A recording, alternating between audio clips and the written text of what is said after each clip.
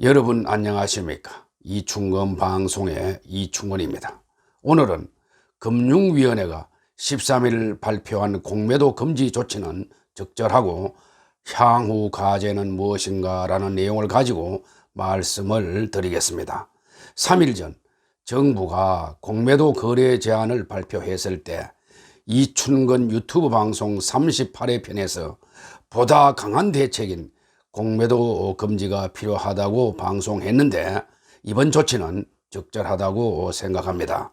금융위원회가 13일 세계 증시가 큰 하락세를 보이자 다음 주 월요일인 16일부터 6개월간 유가증권, 코스닥, 코넥스 시장 전체 상장 종목에 대한 공매도를 전면 금지하기로 발표했습니다. 2011년 8월 이후 8년 7개월 만입니다. 은성수 금융위원장은 13일 오후 임시금융위원회를 열고 시장 안정조치로 6개월 공매도 금지를 의결했습니다. 금융위원회는 지난 10일 공매도 과열 종목 지정 제도를 대폭 강화하는 시장 조치를 취했지만은 주요국 주가가 하루에 10%씩 하락하는 시장 상황에서 부족한 측면이 있었다며 다음 주 월요일인 16일부터 공매도를 금지한다고 밝혔습니다.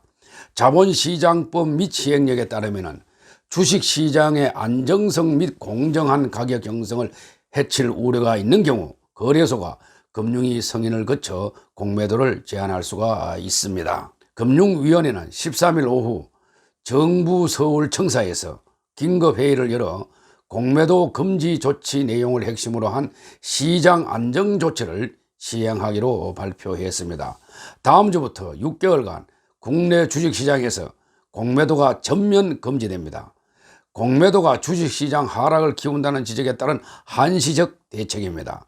기업의 자사주 취득 한도 철폐, 증권회사 신용융자 담보비율 유지 의무 면제 등 움츠러든 매수 심리를 살리기 위한 대책도 발표했습니다. 다시 말하면 금융위원회는 주가 하락을 부추긴다는 지적을 받아온 공매도에 대해 모든 상장 종목을 대상으로 이달 16일부터 9월 15일까지 6개월 동안 한시적인 금지 조치를 내렸습니다. 공매도는 주가 하락이 예상되면 주식을 빌려서 판 뒤 주가가 떨어지면 싼 값에 사서 갚는 투자 기법입니다. 한국거래소 공매도 종합 포털에 따르면 전날 유가증권 시장과 코스닥 시장의 공매도 거래 대금은 1조 854억 원으로 2017년 5월 투자자별 공매도 거래 대금을 집계하기 시작한 이후 사상 최대치를 기록했습니다. 해외 국가들도 코로나19에 따른 시장 변동성에 대응하기 위해서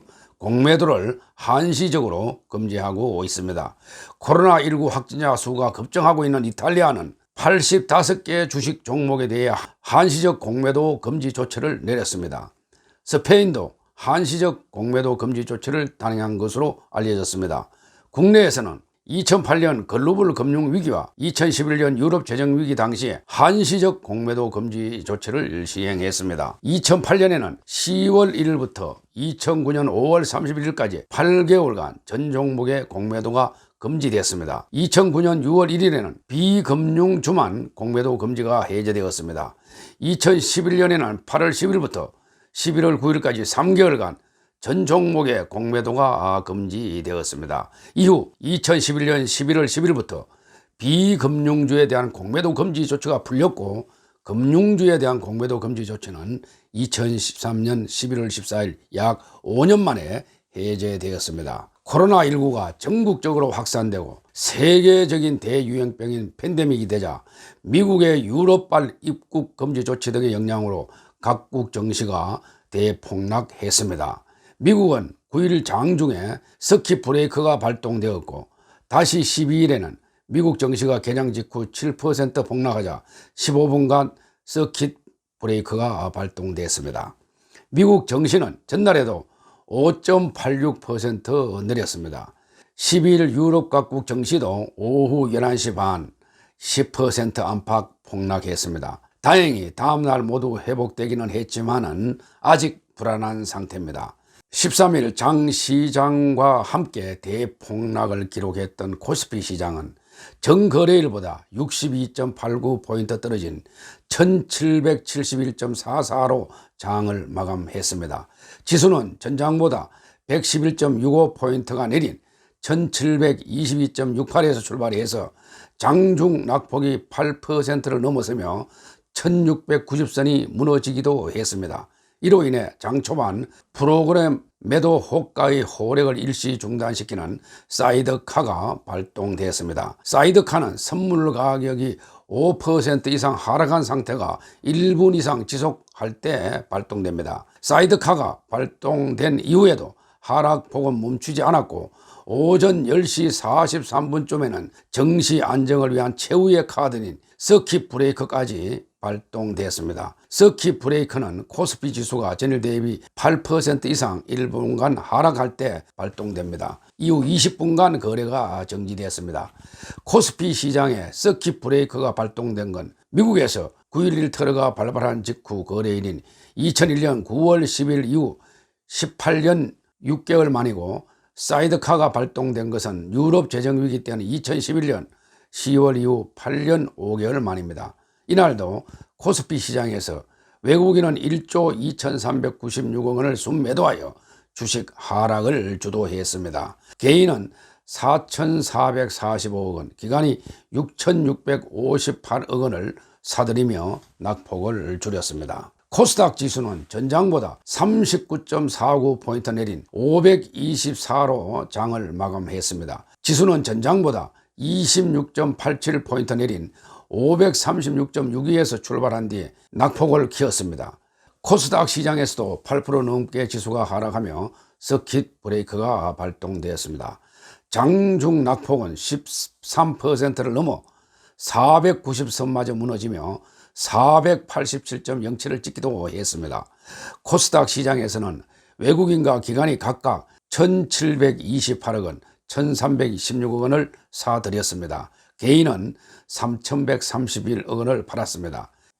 여기서 사이드카는 선물 시장이 5% 이상 급격하게 오르거나 떨어질 때 현물 시장에 미치는 충격을 줄이고자 프로그램 매매를 일시적으로 중단시키는 제도이고, 서킷 브레이크는 현물 시장이나 선물 시장에서 8%, 15%, 20% 이상 급등락할 때 1단계에서 3단계로 현물이나 선물 시장의 매매를 일시적으로 중단시키는 장치입니다. 또 정권회사의 반대 매매도 6개월간 억제키로 했습니다. 정권회사들은 돈을 빌린 사람들의 담보 주식 가치가 일정 비율 이하로 내려가면 반대 매매를 실시하는데, 앞으로 6개월 동안은 신용융자 담보 비율 유지 의무를 면제한다는 것입니다. 금융위원회는 정권사 내규에서 정한 담보 유지 비율을 준수하지 않더라도 제재를 받지 않도록 비조치 의견서를 발급하겠다고 했고, 정권회사들도 우리 자본시장 생태계의 구성원인 만큼 투자자 이익 보호와 시장 안정을 위해 담보 비율 하락에 따른 기계적인 반대 매매를 자제해 줄 것을 기대한다고 했습니다. 미국은 13일 현지 시간으로 국가 비상사태를 선포했고, 이어서 스페인과 포르투갈, 체코 등도 국가 비상사태를 선포했습니다. 이들 나라는 발빠르게 대응하고 있습니다. 전 세계적으로 수요가 급강하고 동시에 글로벌 공급망이 붕괴되는 더블 쇼크로 외환 위기나 글로벌 금융위기 때보다 심각한 침체가 올 것으로 보는 전문가들도 많습니다. 내수가 불황인 상황에서 반도체와 자동차, 조선철강 등 주력 산업의 수출이 막히면 우리 경제는 말 그대로 공황에 직면하게 됩니다. 국내 경제에서는 코로나19 영향으로 소비 심리가 위축되면서 음식업, 도소매업, 여행, 레저, 운수창고, 숙박업 등의 피해가 크게 발생할 것으로 보입니다. OECD, 즉 경제협력개발기구를 포함한 국제기관들도 경제적 충격을 완화하기 위한 각국 정부의 적극적인 개입을 촉구하고 부정적 영향을 최소화하기 위해 국제적인 지원과 협력을 강화해야 한다고 했습니다. 코로나19가 세계적인 대유행병인 팬데믹이 되었고 대공황에 버금가는 침체가 우려되고 있어 경제 주체들은 경기 불황에 대비하여 적절하게 대책을 강구해야 합니다. 먼저 정부는 코로나19에 따른 불황을 극복하기 위해서 금리 인하와 법인세 인하, 저소득층과 자영업자에 대한 자금 지원, 적절한 경기 부양책 등을 검토해야 합니다. 경기가 급락하게 하락하는 것을 방지하고 효율적인 재정금융 정책으로 경기 침체가 연착륙할 수 있도록 유도해야 합니다.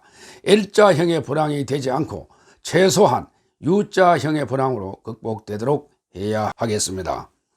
미국과 일본, 독일 등은 법인세 인하 등 기업 지원에 초점을 맞추고 있는 반면 우리나라는 현금 지원에 치중하고 있습니다. 이것은 개선되어야 합니다. 현금 지원 내지 재정 지원은 국가 재정만 어렵게 합니다. 문정부 들어 경제가 무너지고 있다는 인식이 많다는 것을 명심하고 4차 산업혁명 시대에 걸맞는 산업 생태계를 조성하고 떨어지고 있는 잠재 성장률을 끌어올리는 데 최선을 다해야 할 것입니다. 기업은 상시 경영 혁신과 생산성 향상, 국제 경쟁력 향상을 위해서 노력해야 합니다. 기업은 잘할 수 있는 분야에 올인하고 사업 확장이나 신규 투자는 보다 신중을 기해야 할 것입니다. 가계는 현금 관리와 부채 관리를 철저히 하고 금리 변동과 환율 변동을 주시하면서 위험 자산보다는 안전 자산인 금이나 국공채, 예적금 등에 분산 투자하는 것이 필요합니다. 오늘은 여기까지입니다. 시청해 주셔서 대단히 감사합니다.